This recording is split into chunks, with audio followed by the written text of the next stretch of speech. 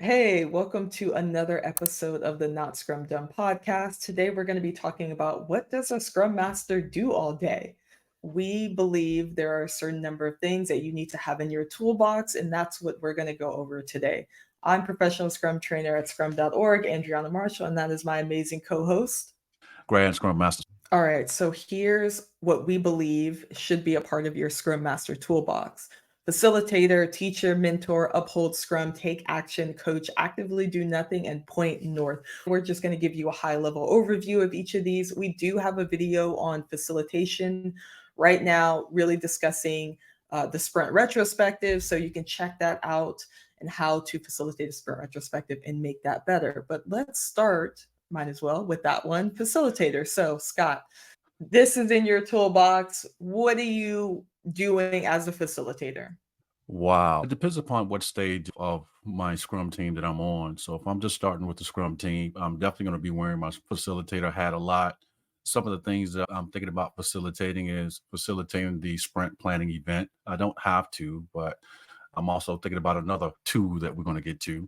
I'm facilitating the daily scrum. I'm facilitating the sprint review to make sure that those events are looking like as I read in the scrum guide. And then finally, I'm also facilitating the sprint retrospective. Anything to add to that?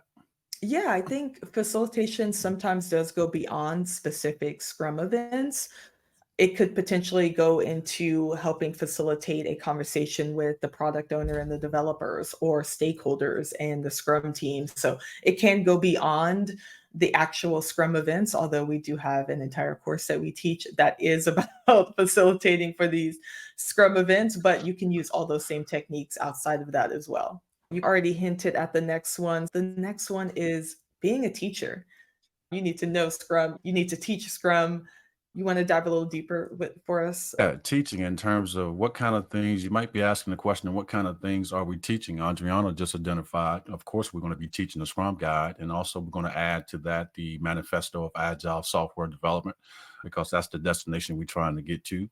What are some other things that we're teaching? If you're in an environment that uses something like a Jira platform to manage the project, you may be doing some teaching on that. So it'd be advantageous to you to know a little bit about that to a point where you can teach it. You teaching, I'm thinking of the Scrum Master have three service levels. We serve the Scrum team, we serve the product owner, and we serve the organization. So within that, you're going to be teaching the team how to self-manage. What does that look like? What does that feel like? You're going to be teaching the product owner specifically, and in some cases, how can they more effectively do their job? I'm thinking about the product owner that came from project management and put in their position without any training. So you're probably going to have to teach them how to order the product backlog and teach them things like that. And I'm thinking for the organization, we're going to have to teach the organization and have those conversations from facilitation in terms of how can the organization best support and help a Scrum team out. So those are some of the things that we're going to be teaching on. Andriana. The thing I'll add is also teaching the Scrum values: focus, openness, respect, courage, commitment. This is the lifeblood of Scrum. We have to make sure that we're teaching that as well, not just to the Scrum team, but the organization as well. We also need to be teaching empiricism, transparency, inspection, adaptation. I think the Scrum team typically has a good grasp on that, but organizations I see struggle the most with this. It's important to let them know how we continuously improve. Failing is not the end, it's a lesson learned. I think those are really important lessons that we have to teach as Scrum Masters. All right, next one. It should be in our toolbox to mentor people. You want to start us off with this one, Scott? Well, when I'm thinking about mentoring, that's typically about 90 to 90 plus days after I've been with the team. Because when I think about the word mentor, that you have to establish some type of relationship with that person, something that goes beyond a coaching stance.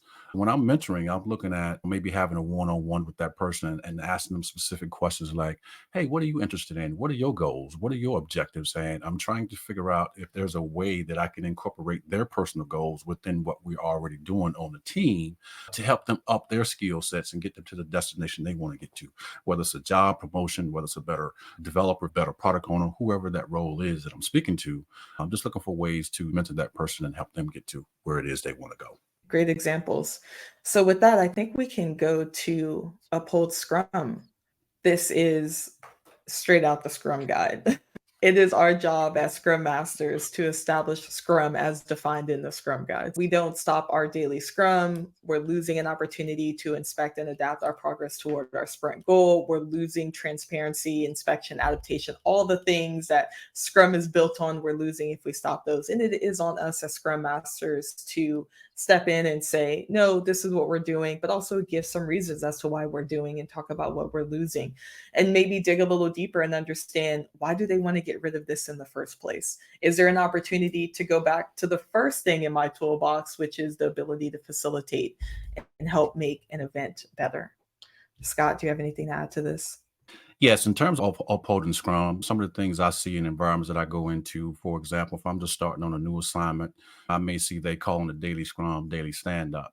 I'm at a stage of my career now, I don't even ask any questions anymore as to why do y'all call it daily stand up? I just go in and just change it. Especially if I'm sending out the invite, I just change it from daily stand up and put daily Scrum. If anybody have any questions, then I will address it at that time. So I'm thinking, first of all, let's start out with, we saying we doing Scrum. Let's start out with and using the right terminology. And if you as a Scrum Master seeing that terminology not being correctly used, then I'm thinking about the value of courage that you identified earlier, Andreanna. Do we have the courage to call that out? Let's use the right terminology so people won't get confused.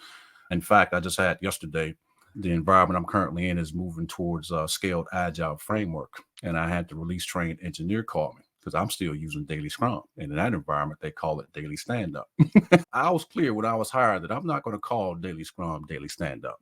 And the company along the way have transitioned. And so she called me yesterday. She said, Scott, can you please change that event from daily Scrum to daily stand up?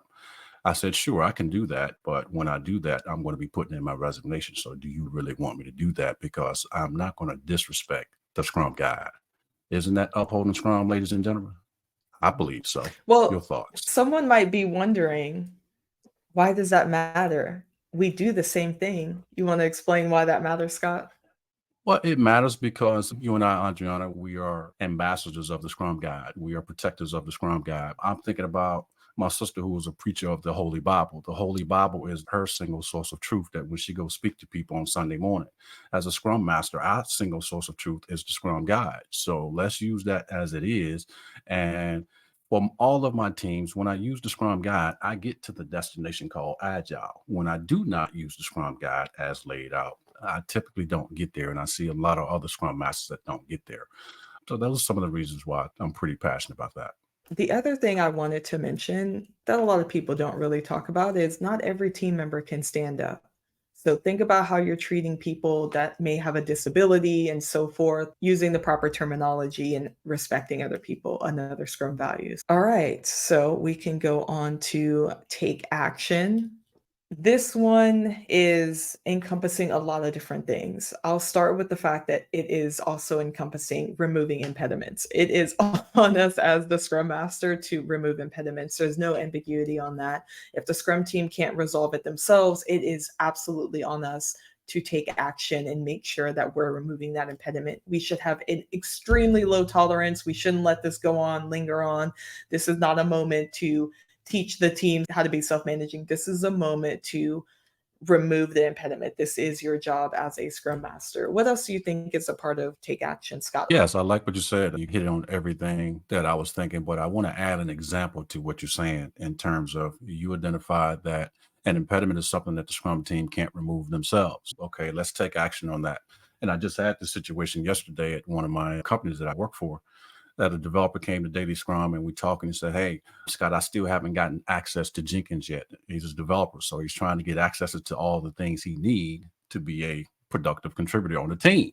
And he's been on the team now for 3 weeks. So after Daily Scrum, I say, who did you talk to? I talked to this person. So I'm just getting who we talked to so I can look at the chain. I say, cool. All right, I got that information. And then I said, tell you what, you've done enough. I will take it from here and get that problem resolved for you. So that's actually part of what I got to do today to finish that up. By end of day today, yes, I will make sure he has access to what he needs to have so he can do his job. So again, just an example as a Scrum Master, the type of impediments that we're removing.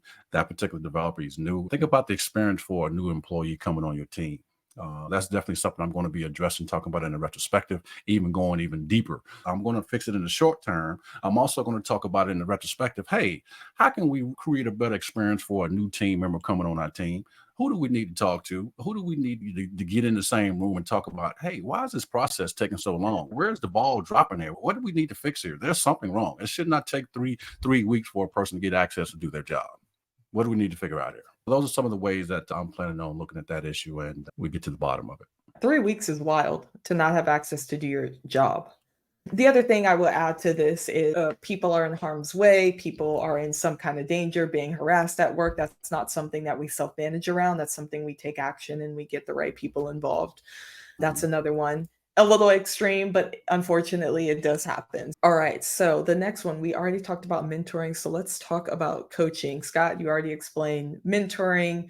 What do you think the difference is with mentoring and coaching? The difference in mentoring and coaching to me is when I think of a coach, I'm thinking about I'm trying to lose 10 pounds. I'm going to go online and hire me a personal trainer.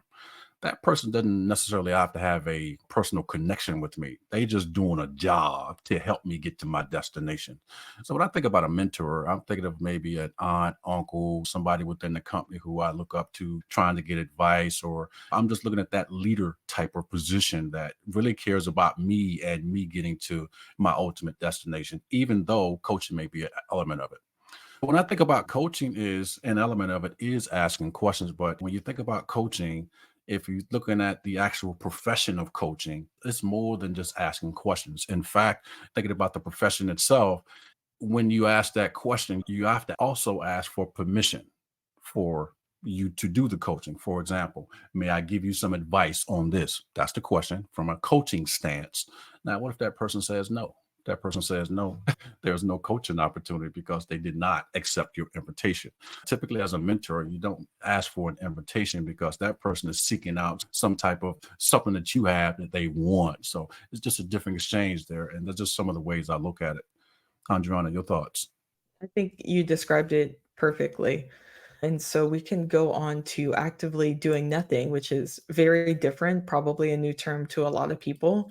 This is not a passive thing, although it may sound really contradictory, like you're actively doing nothing. In this situation, think of this is an opportunity for you to let the team be self managing. So, we talked about teaching the team how to be self managing. This is an opportunity to show that you trust them and allow them, if necessary, to fail and learn from their mistakes. It doesn't mean you're just off on an island sipping your coffee, not paying attention, but like you're actually still monitoring and paying attention to what's going on. You're there if they need you, but you're allowing them to take point and be self managing. Anything else to add to this, Scott? Yes, Andriana, the story I'm thinking about actively doing nothing is I'm thinking about being a Scrum Master, being at daily Scrum, and the developers are talking, and it gets to one developer. And I get this on every team I go on. And a developer asks me, Scott, can you create a Jira ticket for me to do XYZ? And my response to that is, do you not know how to create a ticket yourself? I'm happy to show you if you don't know how, but I'm not your secretary. In that case, I'm actively going to do nothing because I'm also thinking about self-managing. And I see a lot of Scrum Masters that, yeah, they just do that. I don't know if you're just not thinking. I don't know if you just have a need to be needed, or I don't know what, but that is not going to foster an environment where you holding people accountable to do their work and also supporting self-managing. So actively do nothing in that case. Hey, Scott, no, I can't. I can't. I'm also thinking about when they have to work with another team that works on the same product. We don't need to Mhm. be the middleman or the middlewoman in that Yes. situation. You have the ability to go and work with them. And it is your responsibility as developers to make sure that your increment is integrated with them. So you don't need a scrum master being the go between delaying communication. You want to see them handle those problems on their own, handle that communication on their own while still monitoring in case something does become an impediment, but you're not being the secretary of the team. All right, so that Very takes nice. us to our last thing, point north. Some of you may have heard this. This comes from Toyota. They believe in pointing north to your business objectives, your business goal. Toyota does have a pretty good model. They know how to build some cars. So, pointing north is probably a good thing as a scrum master to have in your tool belt since we're dealing with a company that knows what they're doing. Yes, when I think about pointing north, I'm thinking about the Scrum Guide says this: an agile mindset means that we're going to embody the 4 values and the 12 principles of the manifesto. Our sprint goal is this, our product goal is that. To me, those are all examples of pointing north. Andriana. I'll add even our Scrum values. How many times do we lose focus? How many times are we not courageous in the moment? We can even point north to our Scrum values, and you already mentioned our product goal, our sprint goal. Those are really great things as well. And we can still do the same as Toyota. What's our company vision? What's our business objectives? Like everything should be tied together anyway. Pointing north should be pretty easy, even within Scrum. Hopefully, you learned a little bit more today, and we'll do some additional videos diving a little deeper so that you can increase the tools in your toolbox. If you watch to the end, that means that you have an attention span greater than a goldfish. Be legendary, but not Scrum Dumb.